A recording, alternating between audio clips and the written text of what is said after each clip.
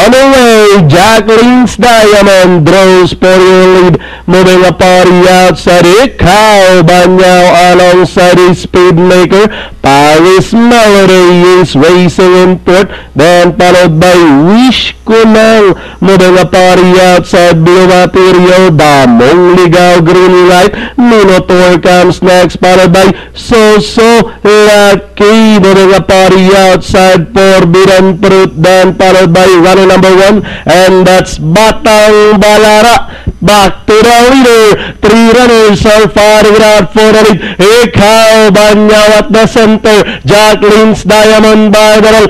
Speedmaker running on the outside. It's Ikaw Banyaw. This time lengthening by about 3 lengths over Speedmaker. Then followed by the roll by Jacqueline's Diamond with 50 meters to race. Ikaw Banyaw, Speedmaker, and finally close between Ikaw Banyaw, Speedmaker, Jacqueline's Diamond, Blue Material, runner number 5, Paris Melody.